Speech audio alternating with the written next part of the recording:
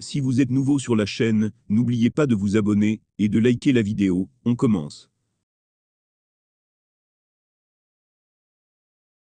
Opposé à Daniel Lanty pour son premier combat MMA professionnel en France, Ragnar le Breton avait récemment essuyé une grosse provocation de son adversaire par médias interposés.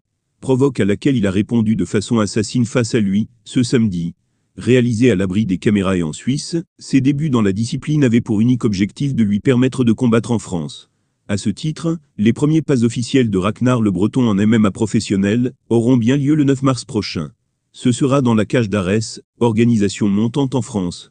Un rendez-vous duquel il espérera sortir moins amoché que suite à son premier combat, et pour lequel il tâche déjà d'assurer le spectacle et la promotion. Star du prochain main event de la Ligue de Fernand Lopez, Ragnar y affrontera un adversaire doté d'une certaine réputation dans le milieu. Avec plus de 30 combats de kickboxing à son actif, Daniel Lanty représente un sacré défi pour l'influenceur. Il lui a même réclamé de s'excuser avant leur duel. Des excuses qu'il n'a pas reçues, ce qui l'a conduit à livrer les propos suivants lors de l'Ar12, ce samedi. Et Ragnar le Breton dans l'octogone, avec ce premier face-à-face. On est toujours dans notre thème, hein, même si ce sera pour le mois prochain. Il y en a un des deux qui va devoir casser la distance. J'ai attendu que mon adversaire vienne s'excuser depuis pour demander de me rencontrer. Il n'est pas venu s'excuser. Et là, j'ai appris qu'il avait une dédicace à faire ici, donc je me suis déplacé pour venir prendre ma part de dédicace. Voilà. Si vous pouvez me donner une dédicace. I heard that my opponent. Un dernier mot. C'est que là, si tu signes cette dédicace, là, c'est ton arrêt de mort. C'est-à-dire qu'il n'y a plus de retour en arrière. C'est-à-dire que le 9 mars, ça va être la guerre. Donc, ça va être la guerre. Là, je t'ai invité, tu n'es pas venu, tu t'es pas excusé. Et là...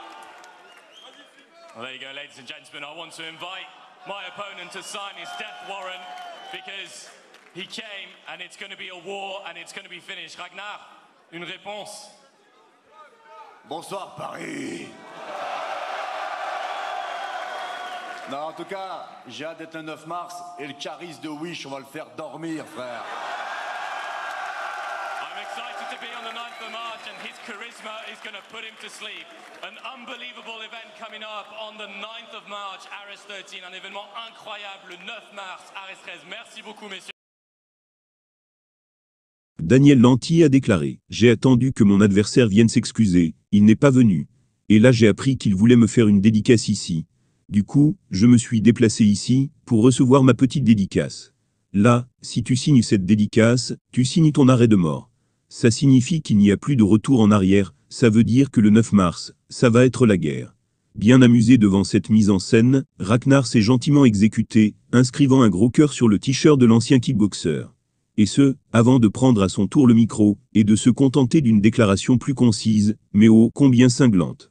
Voilà ce qu'il a déclaré. « Bonsoir Paris, j'ai hâte d'être au 9 mars. Et le charisme de Wish, on va le faire dormir frère. » Il n'en fallait pas plus, pour que le néophyte enflamme le public du Dôme de Paris, et ajoute encore un peu de piment à une affiche qui n'en manquait pourtant pas. Il va désormais falloir assumer ses propos d'ici quelques jours sur le champ de bataille, et ainsi remporter sa première victoire sur le circuit MMA. Pas intimidé par le CV bien rempli de Daniel Lanty, Ragnar le Breton fait de lui une simple version au rabais de Caris. Attention cependant à ne pas trop le prendre à la légère, lui qui affiche un passif bien plus fourni que le rappeur dans l'octogone.